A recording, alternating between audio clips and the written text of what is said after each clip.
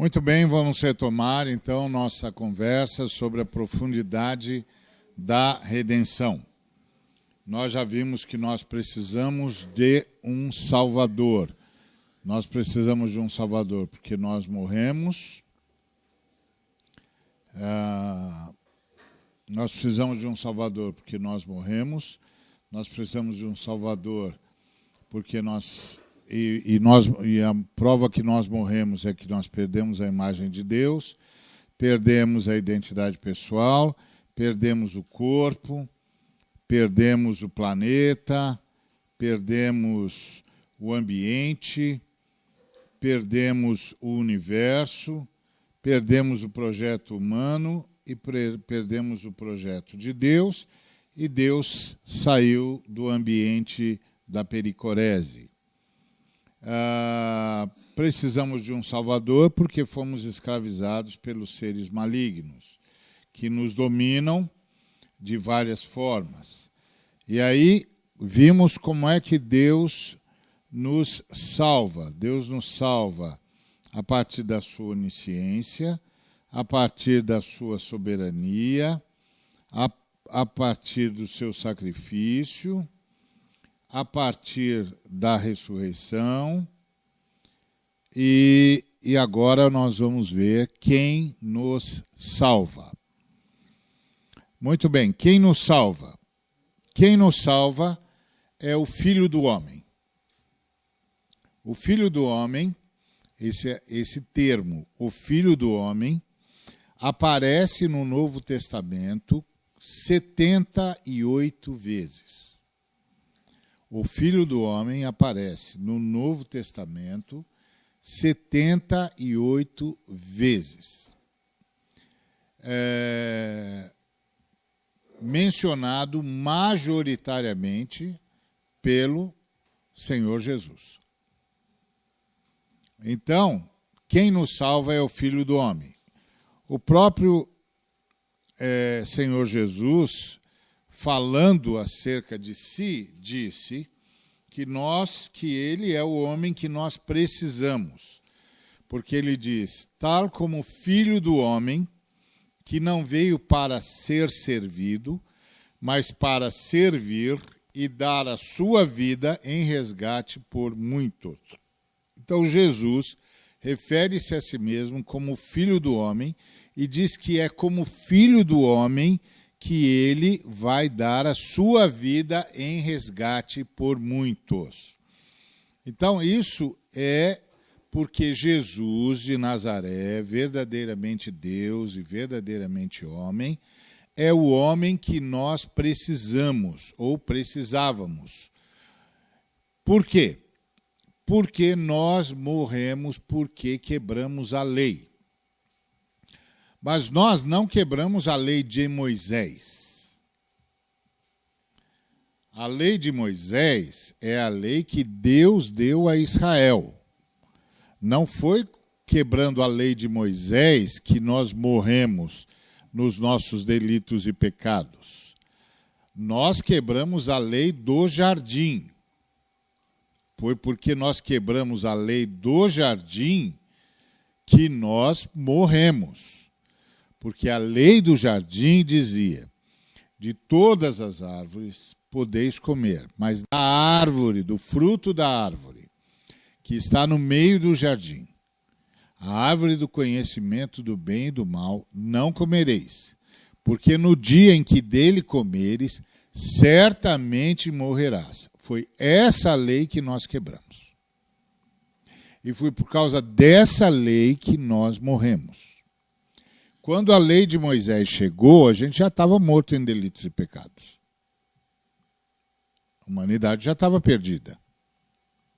Já tinha caído. Então nós não quebramos a lei de Moisés. E Jesus não veio cumprir a lei de Moisés. Jesus veio cumprir o veredito da lei do jardim. A lei de Moisés era provisória. E era para manter os judeus sob pedagogia até a chegada do Cristo, Quem disse isso foi o próprio apóstolo Paulo. Pelo Espírito Santo, o apóstolo Paulo disse que a lei era pedagogia, era pedagogo, era um aio, alguém conduzindo os judeus até o Messias. Simples assim. E a lei que nós quebramos, a lei que nos mandou para a dimensão das trevas, foi a lei do jardim. No dia em que dela comeres, certamente morrerás. E nós morremos mesmo. Estava certo. Agora, qual é o veredito dessa lei? O veredito dessa lei é para que os seres humanos escapem da penalidade da lei, um homem tem de morrer no lugar de todos. Ponto. Agora, que homem? Um homem que, sendo parte da humanidade, não carregue em si a condenação da humanidade. Ou seja, um ser humano que nascesse na luz. Porque depois da queda, todos nós nascemos nas trevas. Tá certo? Todos nós já nascemos em estado de trevas. Todos nós já nascemos em pecado. Todos nós já nascemos no ambiente da queda. Todos nós já nascemos caídos. Então, que lei que nos levou a nascer e existir nesse ambiente de trevas? A lei do jardim. De todos os frutos das árvores podeis comer. Porém, do fruto da árvore que está no meio do jardim, a árvore do conhecimento do bem e do mal, não comereis. Porque no dia em que dele comerdes, certamente morrereis. E nós morremos mesmo. Nós comemos e morremos. Fomos expulsos do jardim, perdemos tudo o que nós já vimos na nossa primeira fase desse retiro, desse estudo, e passamos a viver na região das trevas, na dimensão das trevas. Então, o que precisava acontecer para a gente sair dessa dimensão das trevas? Satisfazer o veredito da lei que nós quebramos. Então, quando Jesus diz que vem cumprir a lei não é obedecer a lei, no sentido diário do termo. Cumprir a lei é satisfazer o veredito da lei. Então, por exemplo, o sujeito entra com um mandato de segurança numa disputa por um bem qualquer, um carro, por exemplo. Aí ele perde a disputa na lei. Sai o veredito.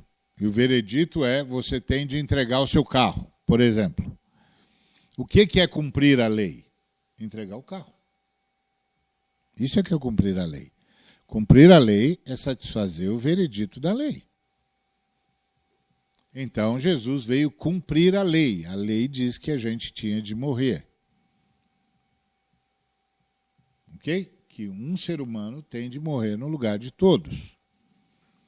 Tem de ter um novo Adão. Um novo Adão que dê a sua vida pelo primeiro Adão. Porque a gente caiu com a morte do primeiro Adão. Porque o primeiro Adão desobedeceu. Agora, qual é o problema? O problema é que esse homem, que poderia nos representar diante da lei promulgada lá no jardim, tinha de ser, ao mesmo tempo, descendente de Adão, mas que não nascesse nas trevas como todos os filhos de Adão nasceram. Onde a gente ia achar esse homem? Nenhum lugar. Então a Trindade providenciou para nós. A Trindade providenciou o homem que nós precisávamos. Por isso Deus Filho abandonou a sua glória e se fez homem, porém nasceu na luz e não nas trevas. Em Jesus não havia o divórcio entre o espírito e o corpo, no sentido de o espírito dele estar morto, o espírito dele estava vivo. Diferente de nós que nascemos espiritualmente mortos. Ele nasceu espiritualmente vivo. Ele nasceu na luz, enquanto nós nascemos nas trevas. Nós nascemos mortos em delitos e pecados. Ele nasceu vivo, nasceu na luz. E aí, a demanda é que ele se apresentasse diante da lei, se oferecendo como sacrifício. Vim cumprir a lei. Vim cumprir a pena de morte que pesa sobre os seres humanos. Para que a lei do jardim, uma vez satisfeita na sua demanda, nos libere para a vida. Nós nunca teríamos como providenciar esse homem. A Trindade providenciou para nós. Por isso que Jesus se apresenta como o Filho do Homem, que veio para dar a sua vida em resgate de muitos. Tal como o Filho do Homem, que não veio para ser servido, mas para servir e dar a sua vida em resgate por muitos. Então, quem é que nos salva? O Filho do Homem. Quem se sacrifica, quem se oferece à lei para satisfazer a demanda da lei? O Filho do Homem. É isso que ele diz. Que ele veio dar a sua vida em resgate por muitos. Bom, quem são esses muitos? Os que crerem nele. Porque é isso que a Bíblia diz. A Bíblia diz que todo aquele que crer será salvo. Ok? A gente sabe que os eleitos segundo a presciência de Deus crerão. Mas o enunciado da salvação é: quem crer será salvo. Então, veio para servir e dar a sua vida em resgate por muitos. Que muitos? Os que crerem nele. Todos quantos o receberam, deu-lhes o poder de serem feitos filhos de Deus, a saber, aos que creem no seu nome. Então ele é o homem erguido. Ele disse a Nicodemos: e do modo por que Moisés levantou a serpente no deserto, assim importa que o Filho do Homem seja levantado. Então ele veio para fazer a mesma lógica lá da serpente. Que Moisés levantou no deserto. Vocês lembram que o povo de Israel ofendeu Moisés, desobedeceu a Deus, ofendeu Moisés, e então Deus mandou as serpentes letais. As serpentes letais começaram a matar todo mundo. O povo pediu misericórdia, Moisés intercedeu, e Deus então mandou que se fizesse uma estátua de uma serpente incandescente.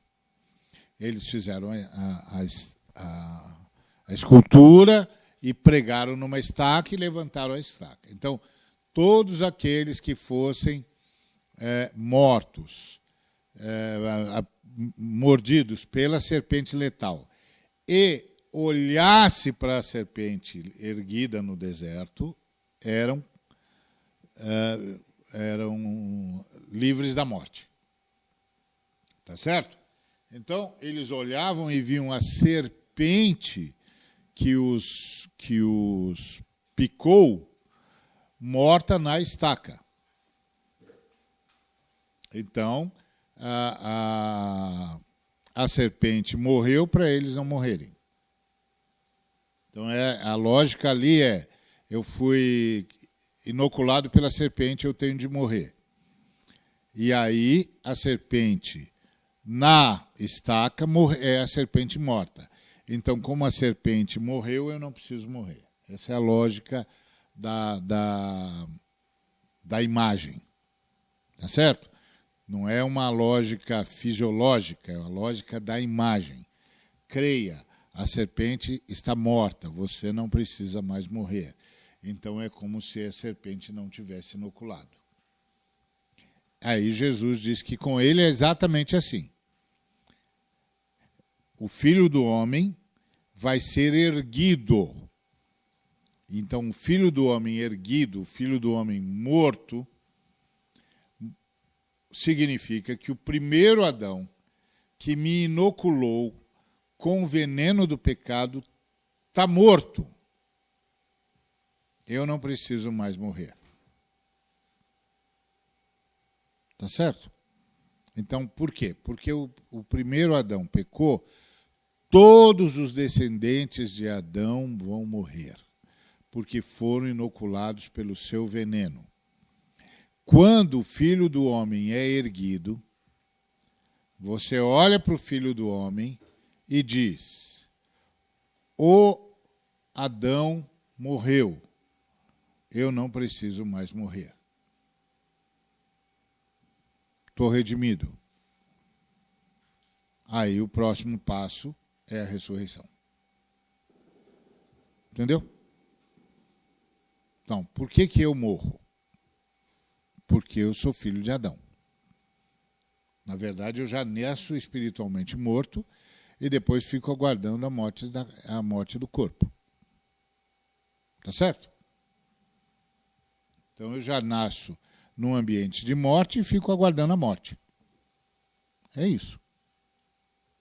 Simplesmente assim. Por quê? Porque eu sou filho de Adão.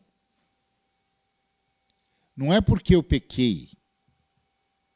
Eu pequei porque sou filho de Adão. Os filhos de Adão pecam. Entendeu? Os filhos de Adão pecam. Os filhos de Adão nascem num ambiente de trevas, nascem inoculados pela morte que Adão trouxe para o universo. Então, já nascem mortos e nascem para morrer. Ficam aguardando a morte. Já têm a morte espiritual, ficam aguardando a morte física. Tá certo? Aí, o Filho do Homem é erguido.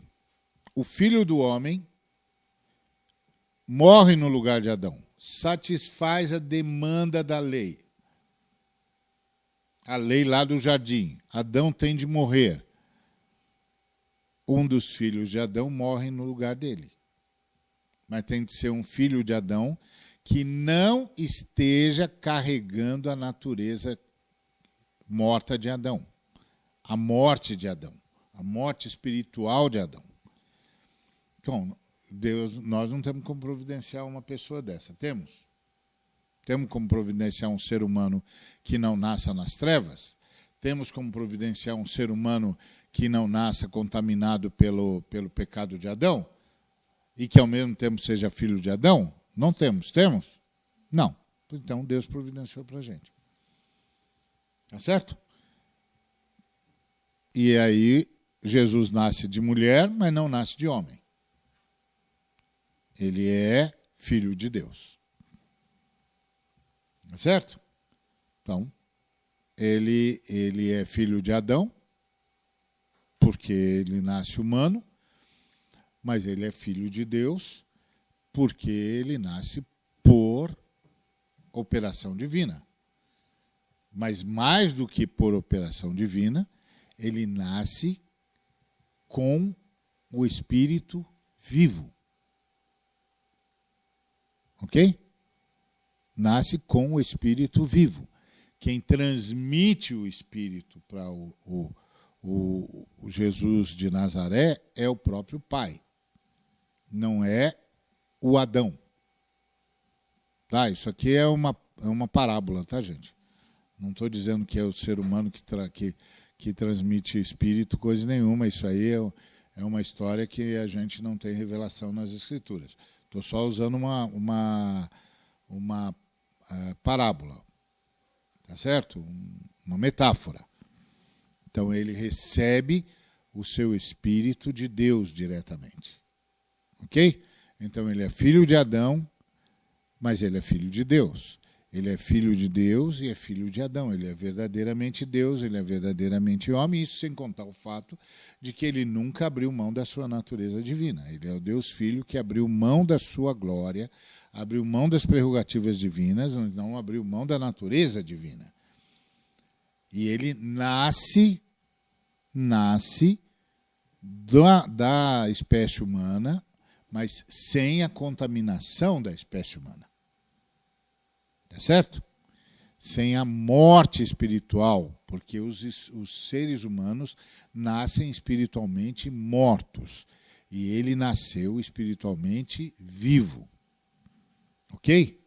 Então, ele pode se oferecer para a lei do jardim como aquele que vai pagar, que vai morrer a morte para a qual os seres humanos foram condenados e cuja sentença não podiam cumprir porque já nasceram mortos. Ok? Já nasceram espiritualmente mortos. Então precisa de alguém espiritualmente vivo que se ofereça para experimentar a morte no lugar de Adão. E aí nós não temos como conseguir esse ser humano. Deus providenciou ele ser humano para nós. Essa é a ideia. O Filho do Homem é levantado e a gente olha para o Filho do Homem e aí a gente diz, Adão está morto, eu não preciso mais morrer. A maldição acabou. Então, quem crê no Filho do Homem encerra em si o processo deflagrado por Adão, que é o processo de continuar na morte por toda a eternidade. Eu não preciso mais continuar na morte. Eu não preciso mais continuar na morte. O último Adão resolveu o nosso problema e eu não preciso mais continuar na morte. Tá certo? Então, é isso que a gente crê. Quando a gente olha, crê que Jesus Cristo deu a sua vida pelo pecado da humanidade. O pecado da humanidade é a queda. Todo o restante dos pecados da humanidade são consequência da queda. Se não tivesse tido queda, não tinha nada disso. Então, o pecado da humanidade é a queda. O Filho do Homem foi erguido para cumprir o veredito da lei em relação ao pecado da humanidade, que é um ser humano que não tenha participado disso, tem de oferecer a sua vida em resgate da humanidade. Foi isso que o Cristo fez. Então ele é o homem erguido, porque ele foi erguido, ninguém mais precisa continuar na morte. Então ele é o homem ressurreto, porque ele disse,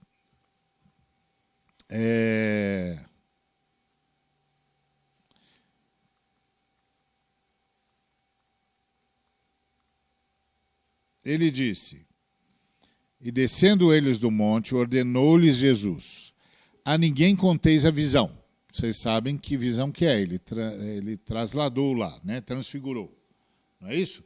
Ele foi para um lugar de glória, transfigurou e encontrou o Moisés e o Elias.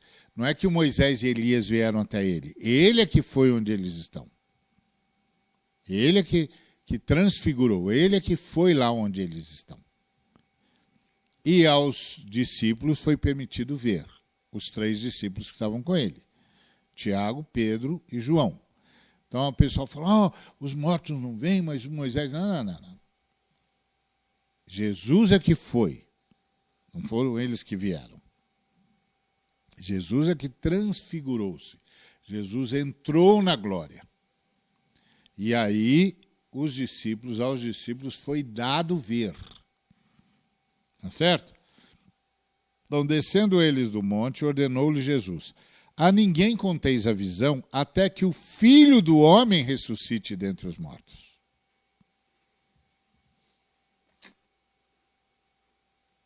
Entendeu? Até que o Filho do Homem ressuscite dentre os mortos. Então, o Filho do Homem ressuscitou. Quando o Filho do Homem ressuscitou, todos os que não precisavam mais continuar na morte, agora podem entrar na vida. Porque a vida de Cristo vai salvá-los. A morte de Cristo os redimiu, a vida de Cristo vai salvá-los. Então, agora, todos os que não precisam mais continuar na morte, agora entram na vida. Ok? Então, ele se torna o homem que governa. Ora, para que saibais que o Filho do Homem tem sobre a terra a autoridade para perdoar pecados, disse ao paralítico: eu te mando, levanta-te, toma o teu leito e vai para a sua casa. Então, este Filho do Homem perdoa pecados. Por quê? Porque ele tem a chave da solução do pecado.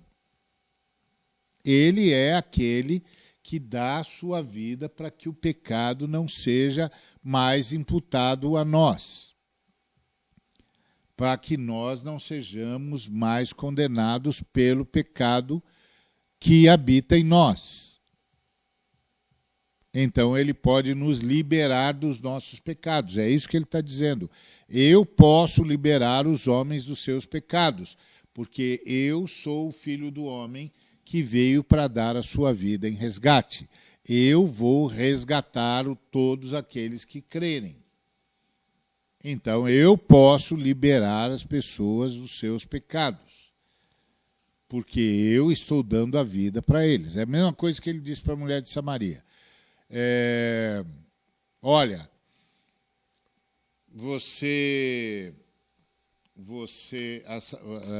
vem a hora e já chegou em que os verdadeiros adoradores adorarão o Pai em espírito e em verdade. Porque Deus é espírito, importa que os seus adoradores adorem o Pai em espírito e em verdade, porque são esses adoradores que o Pai procura. Muito bem.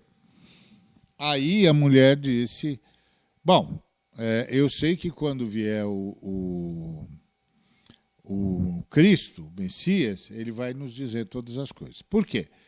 Porque Jesus tinha dito para a mulher, olha, você falou a verdade, você teve 5 maridos, mas esse que agora você tem não é mais seu marido, você falou a verdade.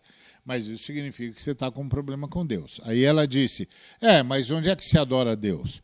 Os nossos mestres disseram que a gente adora a Deus aqui nesse monte, que era o Monte Gerizim. Vocês dizem que é em Jerusalém. Aí Jesus disse, não, é em Jerusalém, porque a salvação vem dos judeus. Vocês adoram o que não conhecem, nós adoramos o que conhecemos. Mas vem a hora, e já chegou, em que os verdadeiros adoradores adorarão o Pai em espírito e em verdade.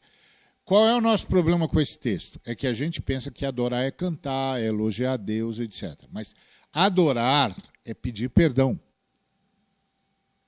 É isso que aquela mulher está dizendo. É como se ela dissesse para Jesus, eu sei que eu estou com um problema com Deus, mas ninguém mais sabe onde é que pede perdão. Os nossos mestres disseram que a gente pede perdão no Monte Gerizim. Vocês dizem que a gente pede perdão em Jerusalém. Então, ninguém mais sabe. Aí Jesus disse, sabe sim, senhora, é lá em Jerusalém, porque a salvação vem dos judeus. Nós adoramos o que conhecemos e vocês adoram o que não conhecem. Então nós pedimos perdão para o Deus que nós conhecemos e vocês pedem perdão para quem não conhece.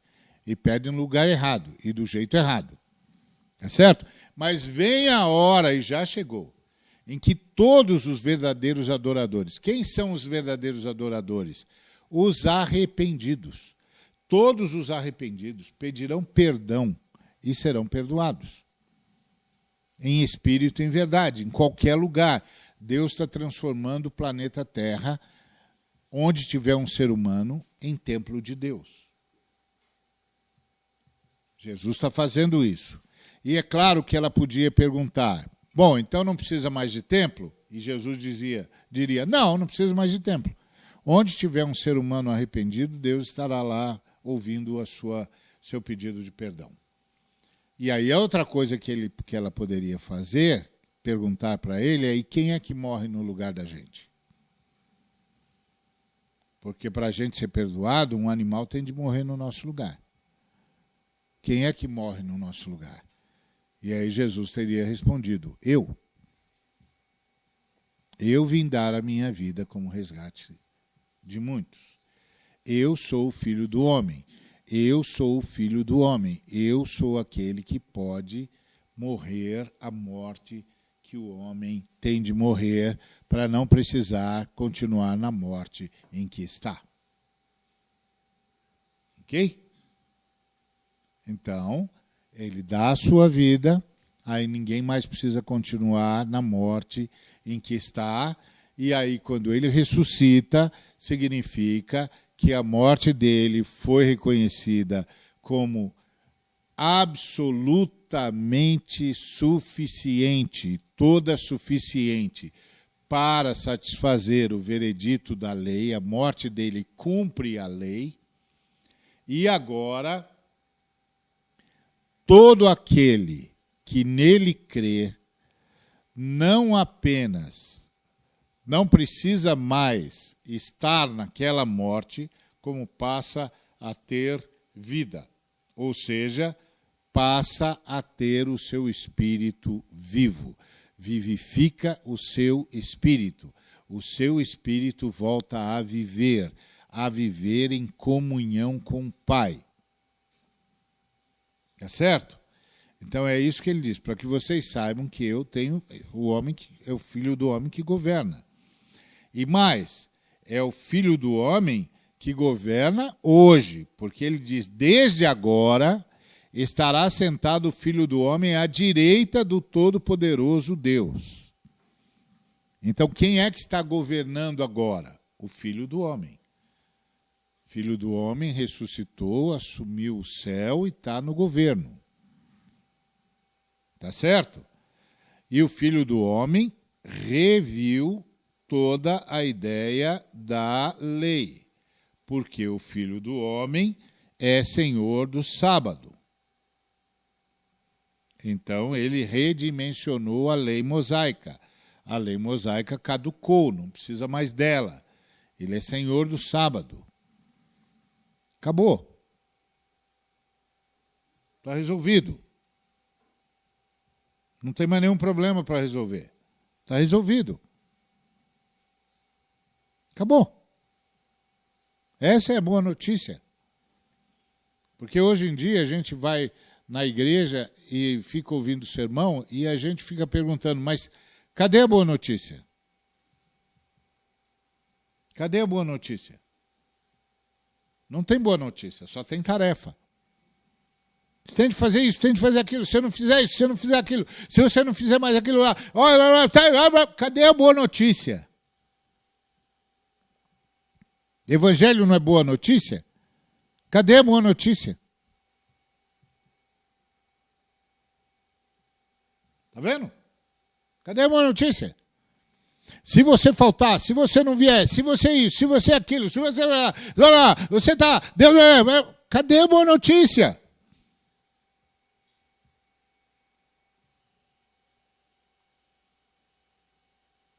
Essa é a pergunta. Cadê o Evangelho? Cadê a boa notícia? O que é pregar o Evangelho? É levar a boa notícia. Qual é a boa notícia?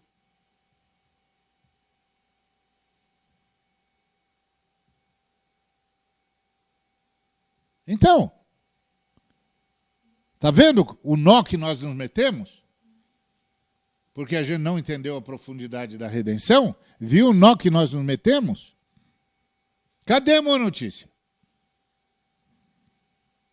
A boa notícia é o Filho do Homem resolveu o problema do homem. O Filho do Homem satisfez a lei do jardim. Ninguém mais precisa continuar na morte, porque a lei foi satisfeita. E a prova que a lei foi satisfeita é que não só ninguém mais precisa continuar na morte, como agora todo mundo que creu não só não continua na morte, agora tem vida, e vida em abundância. E essa vida em abundância é o seu espírito redivivo. Voltou a ter comunhão com o Pai. Essa é a boa notícia. Ponto. Muito bem. Então, o Filho do Homem é o homem que voltará. Olha o que ele disse. Então se verá o Filho do Homem vindo numa nuvem com poder e grande glória. A gente até canta isso, não é? Então se verá, não é? O Filho do Homem. Todo mundo canta isso, mas não presta atenção. Quem é que vai voltar? O Filho do Homem. O último Adão. Aquele que satisfez a lei que condenou o primeiro Adão. De modo que agora todos os filhos de Adão podem sair do primeiro Adão e passar a viver no último Adão, que é o que acontece com todos os que creem. Essa é a boa notícia. Tá certo? Essa é a boa notícia. Agora, hoje em dia, você vai a um bocado de comunidade e você fica perguntando, mas qual é a boa notícia? Qual é a boa notícia? E essa é a pergunta. A boa notícia é: o Filho do Homem venceu. O homem venceu no Filho do Homem. Não precisamos mais continuar na morte, nenhum de nós. Creia. Creia. E aí a vida vai voltar para você. O espírito, o seu espírito vai ressuscitar pelo poder do Espírito Santo, que pode agir em você por causa da vitória do Filho do Homem. O Filho do Homem ressuscitou. O Filho do Homem venceu a morte. O Filho do Homem satisfez a lei. A morte não pode mais segurar o Filho do Homem. Por isso, a morte não pode mais segurar os homens que crerem no Filho do Homem. Essa é boa notícia. Tá certo? Aí, ele também é o homem que julgará. Tá certo?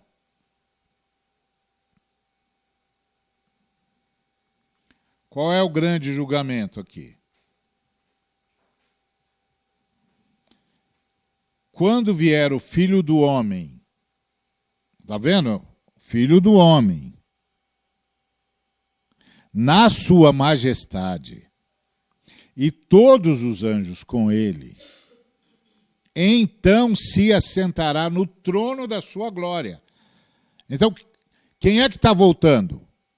O Filho do Homem. Então, quem é que está reinando agora? O Filho do Homem.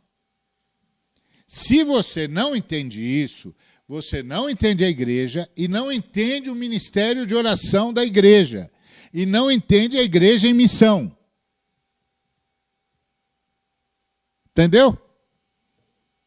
Porque você não percebe que nós ainda estamos nesse Filho do Homem. O Senhor Jesus, verdadeiramente Deus e verdadeiramente homem. Muito bem. Quando vier o Filho do Homem na sua majestade e todos os anjos com ele, então se assentará no trono da sua glória, e todas as nações serão reunidas em sua presença, e ele separará uns dos outros, como o pastor separa dos cabritos as ovelhas. E aí ele vai dizer às nações: vocês que se portaram como homens, que viveram como homens, vem para o lado de cá. Vocês que não se portaram como homens, que continuaram se portando como demônios, estão do lado de lá. Porque é julgamento das nações, não é salvação pessoal. Porque é por obras, não é salvação pessoal. Salvação pessoal é por graça. Então, vocês que se portaram como homens ficam do lado de cá. Vocês que não se portaram como homens ficam do lado de lá. E quem é que não se portou como homem?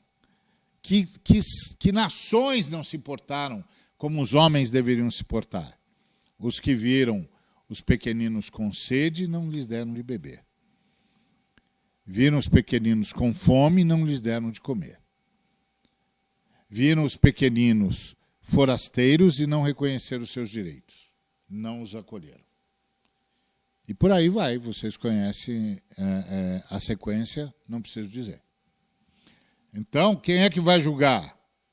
O homem, o filho do homem. E ele é o homem que vence, o filho do homem. Então virá o fim, quando ele entregar o reino ao Deus Pai, quando houver destruído todo o principado, bem como toda a potestade e poder, porque convém que ele reine, está vendo, filho do homem, até que haja posto todos os inimigos debaixo dos pés. O último inimigo a ser destruído é a morte, que vai acontecer quando houver a ressurreição de todos. Ok? E aí ele vai entregar o governo a Deus, porque ele está governando o reino de Deus. Aí ele vai entregar o governo a Deus.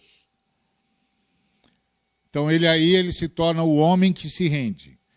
Por quê?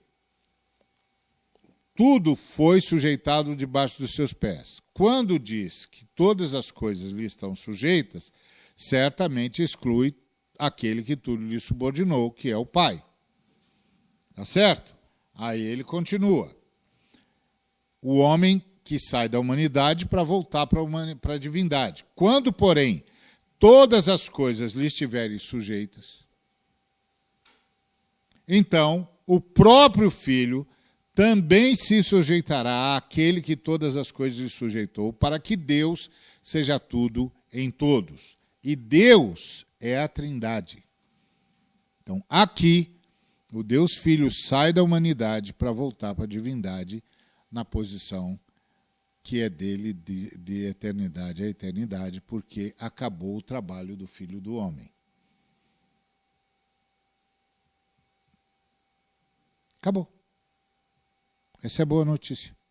Ele venceu e vai terminar o que começou. Entendeu?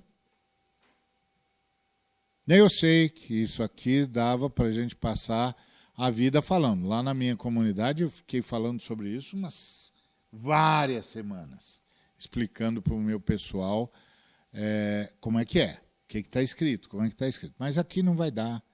Deus tenha misericórdia de todos nós. Então, entendeu? Então, esse é o ponto. Então, quem nos salva? O Filho do Homem.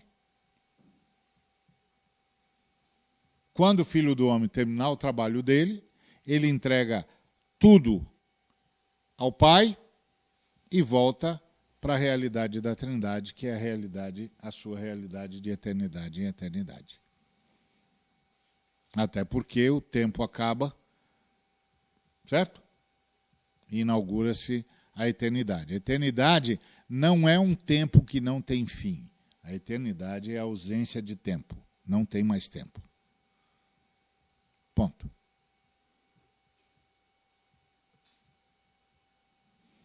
Acabou. O que isso significa em termos de possibilidades, nós saberemos. Fiquem calmos, tranquilos, não precisa ficar em pânico, não entre em alarde, você vai saber. Porque você vai para essa nova realidade onde o tempo não mais existe.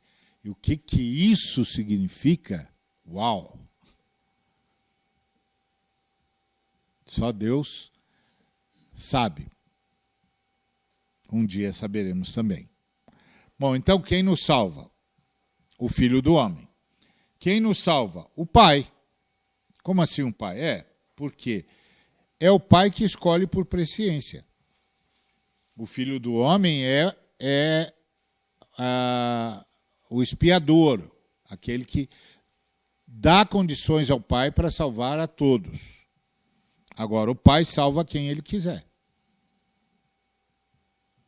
Então, eleito segundo a presciência de Deus Pai, em santificação do Espírito, para a obediência e aspersão do sangue de Jesus Cristo, graça e paz os sejam multiplicados. Ou seja, o Filho criou as condições para o Pai salvar quem Ele quiser, e a essas pessoas a quem o Pai quer salvar, o Espírito Santo separa para poderem viver em estado de obediência e sob a aspersão do sangue de Cristo. Tá certo? O Pai também é aquele que faz o trabalho da presciência, como eu disse, porque o Pai não usa o mal. Ninguém, ao ser tentado, diga sou tentado por Deus, porque Deus não pode ser tentado pelo mal e Ele mesmo a ninguém tenta.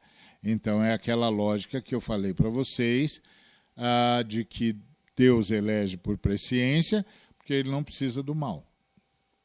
Porque Ele elegeu pessoas que nasceram de violência.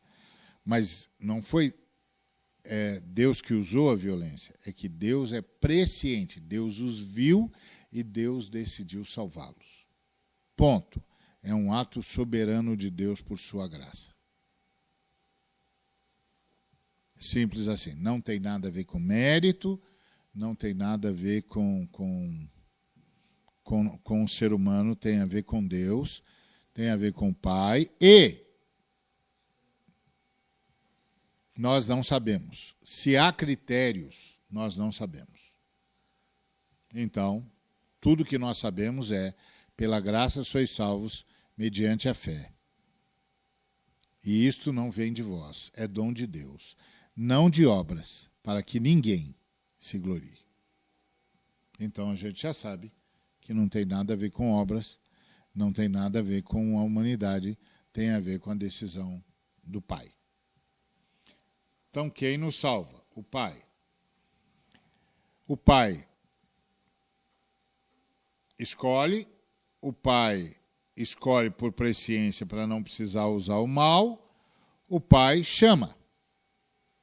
Aos que predestinou, a esses também chamou, e aos que chamou, a esses também justificou, e aos que justificou, a esses também glorificou, que é o que os teólogos chamam de ordo salutis, a ordem da salvação.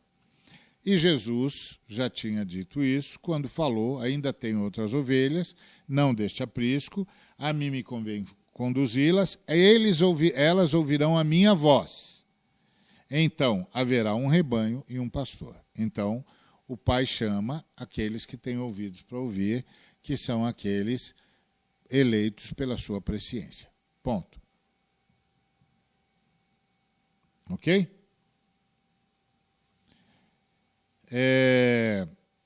E aí o Pai justifica, sendo justificados gratuitamente por sua graça, mediante a redenção que há em Cristo Jesus. Então o Pai nos justifica. O Pai diz, não tem mais nenhum pecado para você está com a ficha limpa.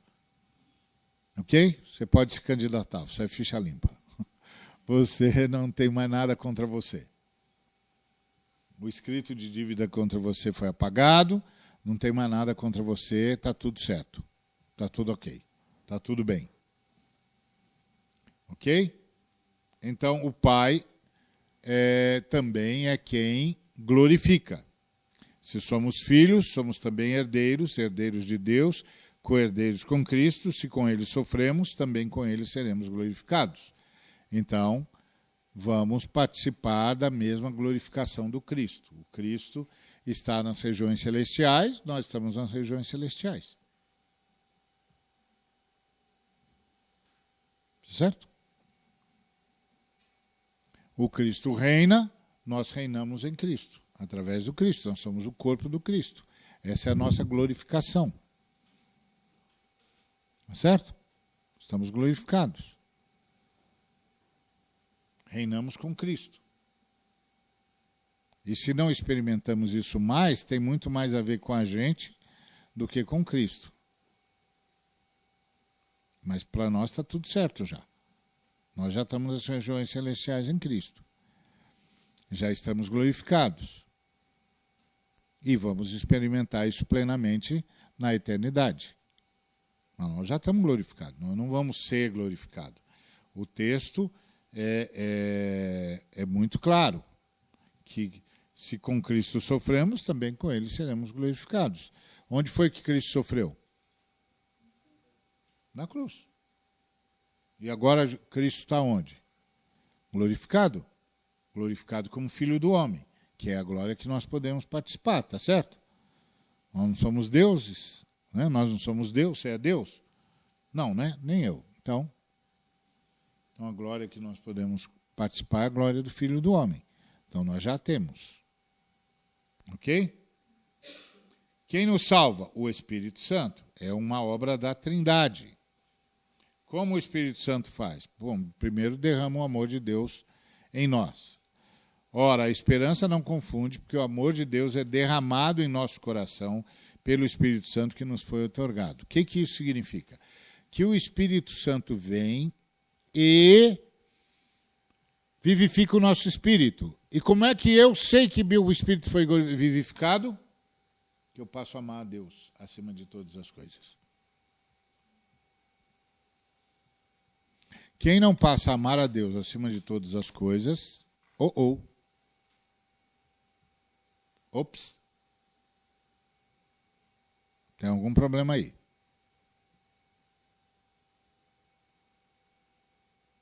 O amor de Deus não foi derramado em seu coração.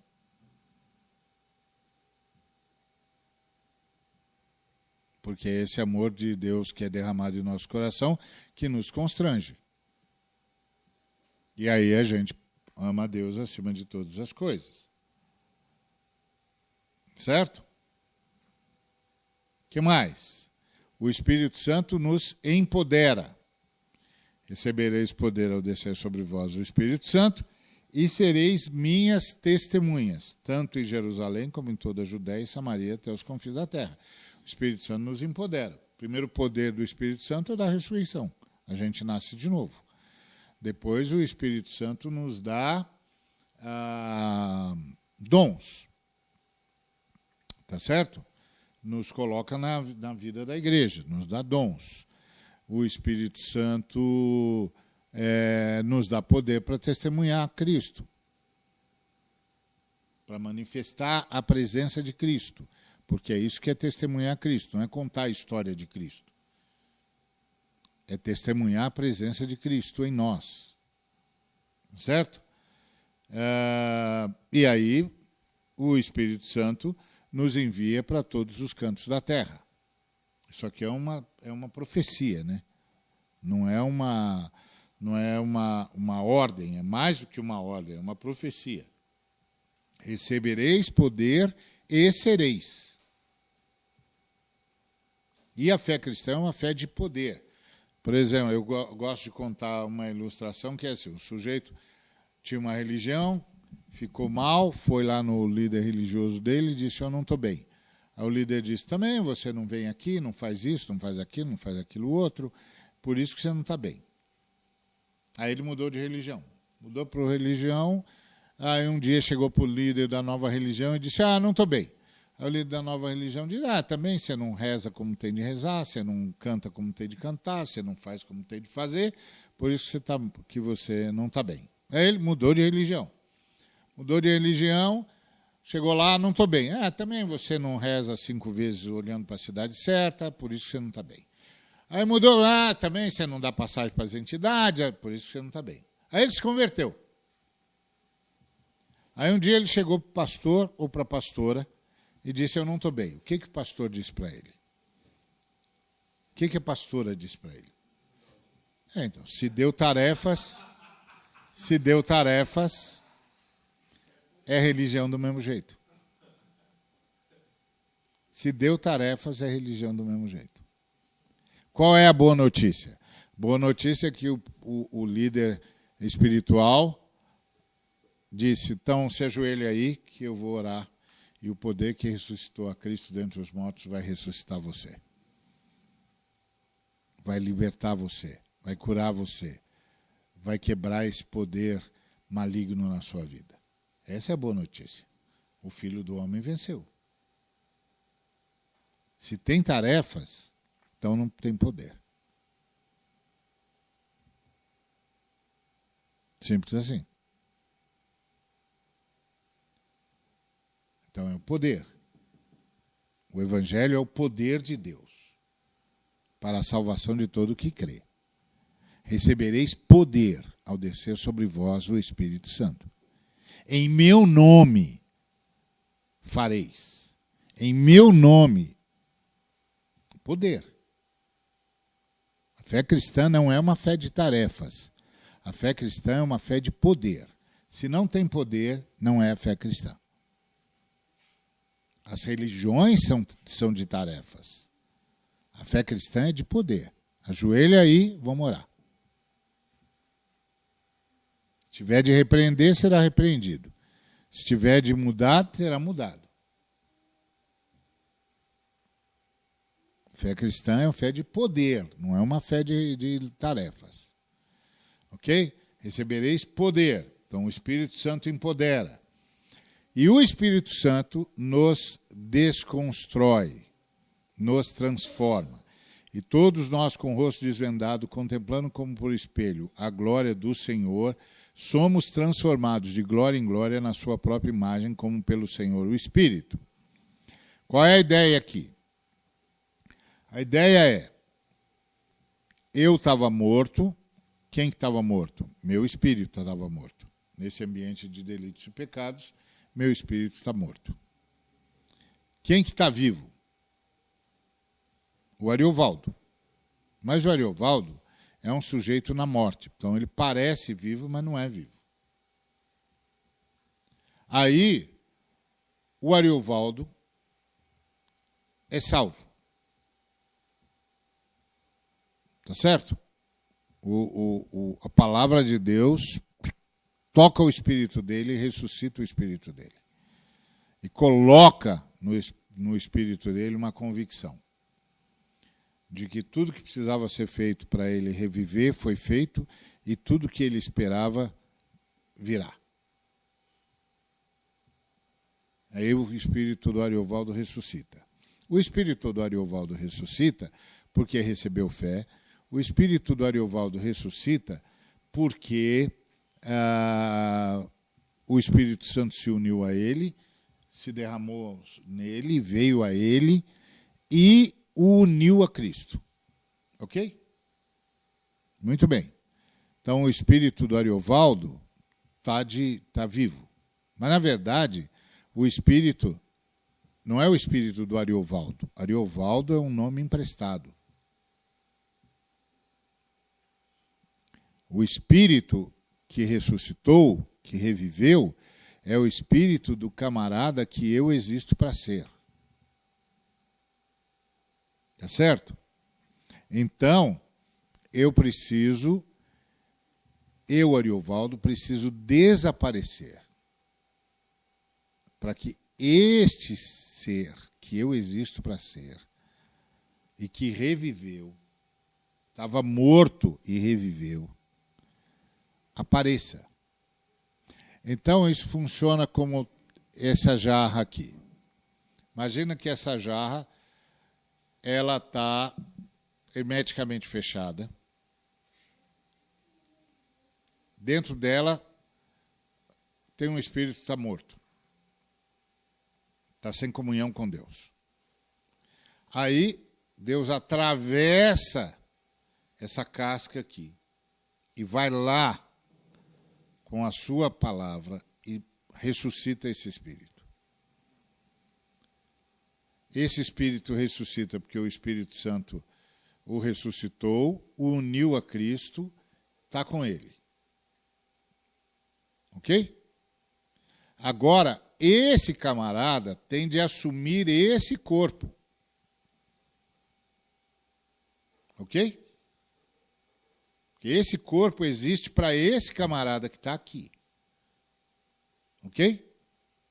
Agora, qual é o problema que esse camarada vai enfrentar?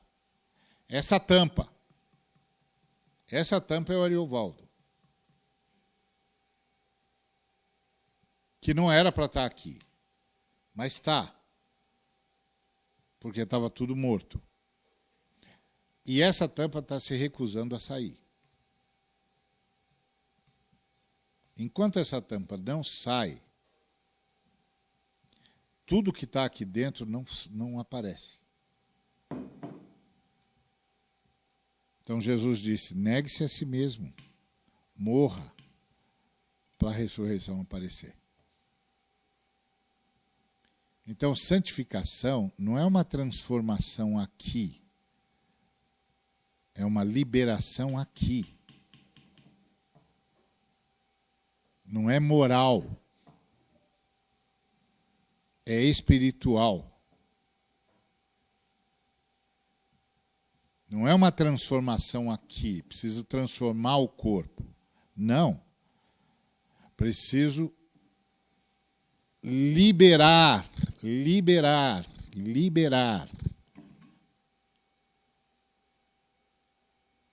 Esse aqui tem de morrer. E aí esse que cresce, que reviveu, é que vai começar a controlar tudo.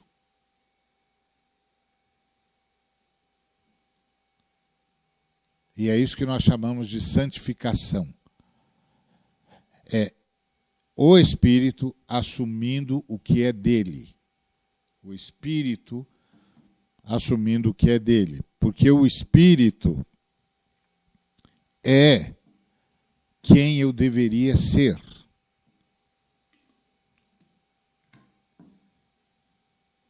Quem eu existo para ser. E aí, como é que eu vou sabendo? Porque agora está tudo misturado. Como é que eu vou sabendo se o Espírito está assumindo o controle ou não? Porque eu olho para Jesus, a glória do Senhor, e não o Senhor da glória, como quem olha para um espelho. O que é olhar para o espelho? É para se acertar, é para ver se está minimamente apresentável. Claro que os vaidosos não podem ver um espelho, mas os que são razoáveis, olha o espelho, vê se acertou, pronto. Está bom demais. Não é? Claro que as pessoas mais bonitas e tal, principalmente as moças que estão aqui todas, então, aí elas vão ter muita atração para o espelho. Mas eu, por exemplo, sou um cara que olhou, basta, chega. Para quem é bacalhau, chega. Está bom demais. Mas não precisa... o espelho aqui é para você ver como é que você está aparecendo para os outros. Então, quando o seu espelho é Jesus de Nazaré, você percebe se o que está dominante em você é o seu espírito ou o velho homem que você aprendeu a ser. Esse é o ponto. Então, isso é o que o Espírito Santo faz. E o Espírito Santo vai dirigindo a gente. Quando vier, porém, o Espírito da verdade, ele vos guiará a toda a verdade. Então, ele vai dando informações à sua mente, para que a sua mente vá se tornando cada vez mais cooperativa com o seu espírito. Porque o seu corpo agora tem de ser dirigido pelos interesses do seu espírito. Então vai mudar tudo, vai mudar o desejo, vai mudar o sentido de prazer, vai mudar tudo. E quem é que vai ceder espaço? O velho homem. Vai morrendo. Então o Espírito vai dirigir, dirá tudo o que tiver ouvido e vos anunciará todas as coisas que hão de vir. Então aí, essa é a ideia da salvação. Então, no caminho da salvação, nós vamos até que horas? Até 7? Ah, tá bom. Então, no caminho da salvação, caminho da redenção, a gente assiste, então, os saltos ontológicos. Mas eu não vou entrar neles agora, porque senão nós vamos passar das 7 horas de longe. Então, eu vou abrir para perguntas e o próximo encontro, que hora que é? Às 20 horas, a gente volta aqui para falar sobre os saltos ontológicos. Tem perguntas? Alguém tem pergunta aqui? Estou dando prioridade para quem está amassando barro aqui, enfrentando frio. Então, tem perguntas? Não? Todo mundo entendeu tudo ou não entendeu nada? Então, eu estou bastante inclinado a pensar que é a segunda opção. Ninguém entendeu nada. Meu pai do céu, que loucura é essa aqui? Eu estou entendendo. Tá bom.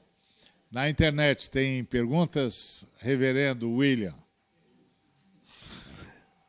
Reverendo. Vamos lá. Tem umas trocentas aqui. Letícia Rosa pergunta, não tem muito a ver, talvez, com essa parte, mas ela pergunta, ela quer saber sobre línguas, tom de línguas, ou variedade de línguas. Por que tem igrejas que falam em línguas e por que outras não deixam que se fale? E o Vitor, teu amigo Vitor Torres do Rio, pergunta, se o evangelho é boa notícia, qual é a má notícia? Então, a má notícia a gente recebeu lá no Éden. Vocês morreram. A boa notícia a gente recebe lá no túmulo vazio. Vocês reviveram. Essa é a boa notícia. Vocês nasceram de novo. Vocês foram libertos. Essa é a boa notícia. Línguas é um dom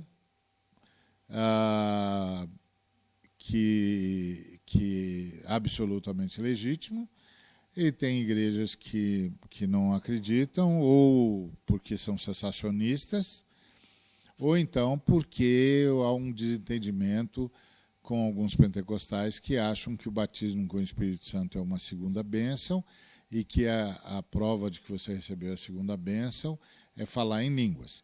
Mas isso não se sustenta nas Escrituras, porque nas palavras normativas das Escrituras, isso não está dito assim. Está dito que uns falam em línguas, outros interpretam, uns têm dom de ensino, outros têm dom de presidir, outros, então, nas palavras normativas, o dom de línguas aparece como um dos dons disponíveis aos santos de Deus, às santas de Deus. Então, tem igreja que não consegue trabalhar com isso, e tem igreja que consegue. Então, falar em línguas é falar nesse ambiente das regiões celestiais. E é um exercício de comunhão, um exercício de intercessão, às vezes, mas, acima de tudo, é um exercício de comunhão nas regiões celestiais. É uma linguagem desse novo mundo em que nós estamos, que a gente só deve falar no culto público se a gente tem quem interprete. Só isso. O Bob. O Bob tem uma pergunta aqui. Espera um pouquinho só o microfone, Bob. A fé é um dom gratuito. Para todos? É um presente. Um presente. Todos podem receber esse presente? Todos recebem? Ou existe alguns que não vão receber a Todos fé? que o Pai quiser dar. Todos que o Pai quiser dar. Isso aí quem decide é o Pai. Então, aproveitando a pergunta do Wilson Júnior, seu aluno aqui formando, a graça irresistível e irresistível, a redenção é aberta a todos ou não? É a pergunta dele. Graça é uma qualidade divina.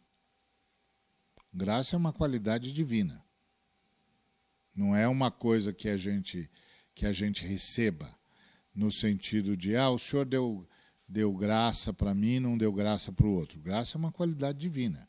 Deus, por sua graça, deu a você todos os que navegam contigo. Graça é um atributo divino. Tá certo? Então, quando o Pai, por sua graça, decide salvar alguém, ele salva. O sujeito está morto, como é que ele vai resistir? Está morto, volta a viver. Os que resistem, entre aspas, aparentemente à graça, é porque, na verdade, não foram atingidos pela redenção que Deus oferece por sua graça. Porque estão vivos demais para brigar com Deus. Então, estão mortos demais para brigar com Deus, porque só os mortos brigam com Deus. Os vivos amam a Deus acima de todas as coisas. Então, esse é o ponto. Esse é o ponto. Então, não tem como resistir à graça, porque a graça não é uma coisa que Deus dá e Deus tira. Graça é um atributo de Deus. Deus, por sua graça. Pela graça de Deus, sois salvos. Então, é Deus que salva por sua graça. Graça é uma disposição favorável na Trindade em relação à sua criação, especialmente aos seres humanos e através dos seres humanos. Graça é uma disposição favorável de Deus. Então não tem essa história de resistir ou não resistir à graça. A graça não é um movimento de Deus. O movimento de Deus é redenção. Graça é um motivo, é o que levou Deus a redimir. Então, graça é uma disposição no coração de Deus em favor de suas criaturas, especialmente os seres humanos e através dos seres humanos. Isso aqui é graça. Então, o que é irresistível é se isso fosse dado para uma escolha.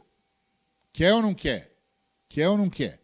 As Escrituras não falam da redenção nesses níveis. As Escrituras falam da redenção como a palavra de Deus gera fé. E aí o sujeito passa a ter fé. Nasce de novo. A fé não é uma coisa para nascer de novo. A fé é a primeira característica de quem nasceu de novo. É uma convicção. Fé é convicção e certeza. É algo que lhe é comunicado. Lhe é comunicado que você pode ter certeza da redenção, porque tudo o que precisava ser feito para a sua redenção foi feito. Então, isso é comunicado diretamente ao Espírito. E o Espírito ressurge, renasce, é regenerado pelo Espírito Santo.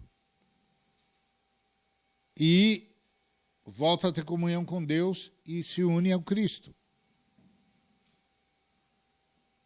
Ponto. E aí a graça, a ação suficiente de Deus por sua graça para nos libertar, para nos capacitar, para nos inspirar, para um montão de coisas. Graça é uma disposição no coração de Deus, no coração da Trindade, favorável às suas criaturas, especialmente o ser humano e por meio do ser humano. Porque é por meio do ser humano que a graça, o fruto da graça, que é a salvação, chegará a todo o universo. porque aí o Senhor fará novo céu e nova terra assim que tiver terminado o trabalho de redenção do ser humano. É isso. Então, essa ideia de graça resistível e graça irresistível, ela é interessante como uma filosofia, mas a graça é uma disposição de Deus. Uma disposição no coração de Deus favorável às suas criaturas, especialmente o ser humano e através do ser humano. E aí, por sua graça, Deus salva.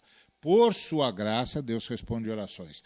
Por sua graça, ou seja, Deus não é obrigado a nada. Deus faz por graça, por causa dessa disposição favorável que Deus tem.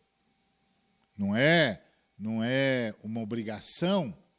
Então, essa pergunta, graça resistível e graça irresistível, no que eu entendo que as Escrituras falam sobre redenção, não faz sentido. Porque a redenção não é um ato humano, é um ato divino. Um camarada nasce de novo ou não. A regeneração, na verdade, é um ato divino. O sujeito é regenerado ou não. Então não tem essa coisa de eu resistir ser regenerado. Não precisa dele para isso. Deus não conta com o ser humano para regenerá-lo. Deus invade a vida de um ser humano e o regenera por sua graça. E decidiu quem ele vai regenerar por sua presciência. É só isso que as Escrituras dizem. Não dizem mais nada em relação a isso que eu tenha realmente percebido. Agora, claro, isso é uma grande luta, só estou falando da minha percepção.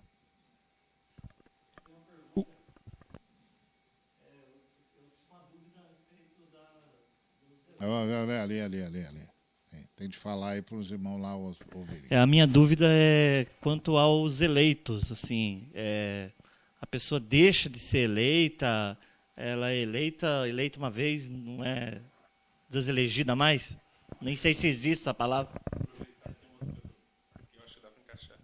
Sim, volta perguntando por que Deus determina, eu vou usar essa palavra que já ele está utilizando algo parecido, determina alguém para ir para o céu e outros para ir para o inferno. Deus não determinou ninguém para ir para o inferno. Todo mundo foi para o inferno com as pernas de Adão. Adão botou a gente no inferno. Deus não determinou ninguém para ir para o inferno. O problema agora é quem Deus vai tirar do inferno. Nós fomos para o inferno com as pernas de Adão. Ele levou a gente para lá e a gente nasceu todo mundo lá. Quem Deus vai tirar de lá é um problema de Deus. E por que Deus está tomando esse tipo de decisão, não sei, a gente só foi comunicado. Simples. Não, é Deus. Ok? A Trindade decidiu, ok. Se a Trindade elege ou deselege, só a Trindade pode responder. Até onde a gente entende as Escrituras, a Trindade só elege, não deselege. Né? A Trindade só elege. Embora, claro, aqui e ali tem uma outra fala a partir da Trindade que deixa a gente com uma pergunta, mas é só pergunta porque, por exemplo, o Senhor lá no Apocalipse diz que para aqueles que forem fiéis a Ele, de modo nenhum Ele os apagará o seu nome do livro da vida. Aí, claro, você pensa, então o nome do livro da vida pode ser apagado? Não sei, mas o Senhor disse que os fiéis não vão apagar, então não vão ter o seu nome apagado. Então, ore por fidelidade, porque esse é o único problema, não é? Então, se o sujeito é eleito pelo Senhor, é eleito pelo Senhor, pela sua presciência. O texto não diz que ele deselege quem elegeu, porque não tem mérito. Se tivesse mérito, então é outra história. E o sujeito nasceu de novo. Ele não pode morrer de novo, porque é o espírito. Ele não pode matar o seu espírito. E o espírito não pode suicidar-se. Então, pelo menos em tese, não é? Então, a gente parece que não tem muita coisa nessa realidade. Parece que é isso aí mesmo. E a outra questão interessante em relação a isso é que se a manutenção da fé dependesse do ser humano que tem de morrer, estava morta, né? Porque a ideia é, o Ariovaldo morre para o verdadeiro ser que eu existo para ser aparecer. Então, o Ariovaldo pode matar o ser que eu existo para ser? Não, ele pode resistir o ser que eu existo para ser? Pode. Mas até quando ele pode resistir o ser que eu existo para ser? Essa é a pergunta. Então, a pergunta é se houve realmente novo nascimento no Ariovaldo ou não. Essa é a pergunta. Uma vez um rapaz disse para mim assim, quanto eu posso ir distante de Cristo sem perder a salvação? Eu disse, não se preocupe com isso, vá onde você quiser. Ele disse, por quê? Falei, porque você já não é salvo mesmo. Aí ele falou, como você pode dizer isso? Falei, porque todo cara salvo que eu conheço me pergunta como é que faz para ficar mais perto de Cristo. Você veio me perguntar como é que faz para ficar mais longe dele? Só tem uma explicação, você nunca viu ele, não conhece ele e ele não fez nada na sua vida. Então não se preocupe com isso. Eu é que não posso entrar nesse caminho que você está, porque eu sei quem ele é, ele mudou a minha vida, mudou o meu coração, mudou a minha compreensão de mim mesmo. Então, eu não sei do que você está falando. Então, isso para mim, é por aí. Do Rio. Por que falar em línguas necessariamente tem que ter intérprete? Isso foi para a gente perguntar para o Paulo, ele que falou. No culto público, disse o apóstolo Paulo, pelo Espírito Santo. Quando vocês estiverem no culto público e for falar em línguas, assegure-se que tem intérprete. Foi o Paulo que falou pelo Espírito Santo. Não sei por que é. O Paulo que falou. O Espírito Santo disse para ele falar, ele estava organizando o culto, foi ele que falou. Porque lá na eternidade você pode perguntar para ele, eu só sei que ele disse e falou pelo Espírito Santo, e eu digo, ok, irmão, você tem intérprete? Não. Então espera quando tiver. Pronto. A Bíblia ensina como evangelizar? Ensina, claro. A Bíblia diz, mostra Cristo. Evangelizar é dizer a boa notícia. Qual é a boa notícia? Cristo está em nós. Mostra Cristo. Mostra o novo homem que você se tornou com Cristo. Vou contar uma história. Encontrei uma colega missionária que estava muito triste e ela estava triste porque ela tinha sido missionária, mas depois, por vários motivos, voltou para sua terra, não achou mais espaço ou campo missionário, não sei ao certo, e foi trabalhar numa repartição pública. Aí eu a encontrei uns 20 anos depois que a gente tinha trabalhado junto na mesma missão, e achei-a muito triste, e perguntei o que estava vendo com a irmã, e ela me contou essa história, que ela queria voltar para a missão, mas não conseguia, e estava muito triste porque ela trabalhava num lugar onde ela não gostava. Aí eu contei para ela uma ilustração de um homem cristão que trabalhava cavando valetas, e aí esse irmão, toda vez que terminava de cavar a valeta lá na prefeitura, ele apoiava o queixo no cabo da enxada e ficava olhando para a valeta e depois subia no caminhão. Aí um dia um cara que trabalhava com ele perguntou o que ele ficava fazendo olhando para aquela valeta. E ele disse, não fico olhando para a valeta, eu fico falando com Jesus. Aí o que você fala com Jesus? Eu falo, Jesus, está vendo essa valeta? Pode ter igual, melhor não tem não.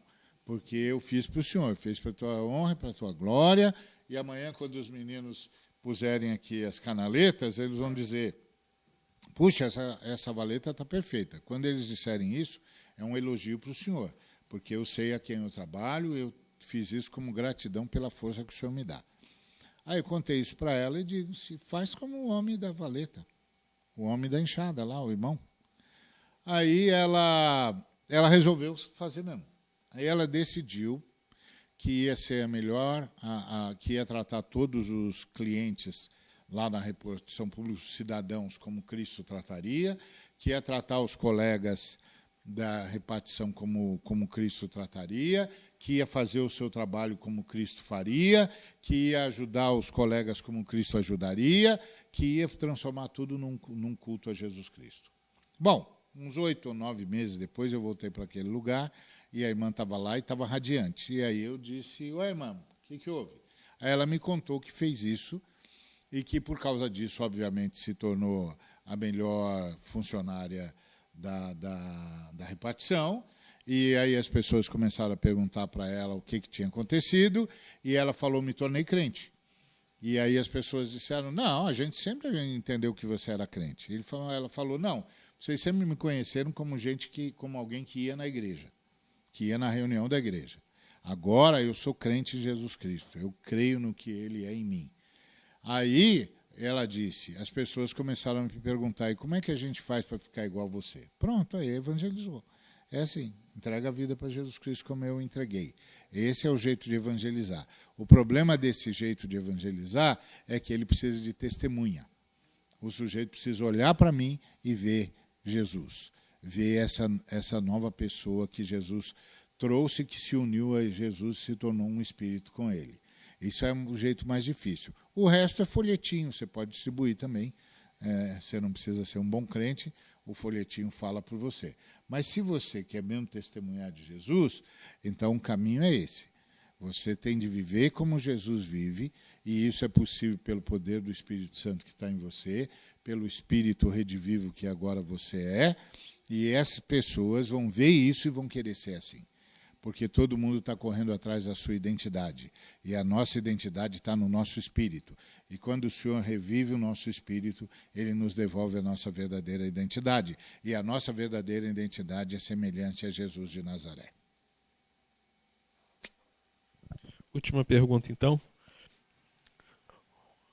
Obrigatoriamente, a pena capital para a morte de Cristo deveria ter derramamento de sangue, fazendo correlação com as imagens sacrificiais do Velho Testamento? Douglas pergunta. Estava assim escrito, sem derramamento de sangue não há remissão de pecados. Estava escrito nos profetas, e se você lê o Novo Testamento, você vai ver várias vezes a frase, está escrito, como estava escrito. Então, tudo que aconteceu com Jesus, aconteceu como estava escrito. Então, estava escrito que era para ser assim, e foi assim que se fez. Porque assim estava escrito, profetizou os profetas em nome de Jesus, em nome do Pai, pelo Espírito Santo. E foi do jeito que os profetas disseram. Então, a coisa aconteceu segundo a profecia. Então, o quadro histórico é o quadro onde as profecias se cumpriram. Ponto. Porque é assim que você fala de Cristo. Não através das circunstâncias históricas, mas através das profecias. Ele cumpriu todas as profecias. Agora, em relação às circunstâncias históricas, você aprende como é que Jesus reagiu à história de opressão na qual viveu. E aí você aprende a reagir na história de opressão na qual nós vivemos. Ok? Que hora agora? 20h11. Então, daqui 1 hora exatos? Que é 19h11? 20h11, tá bom? Bom? Ok. Até mais. Obrigado.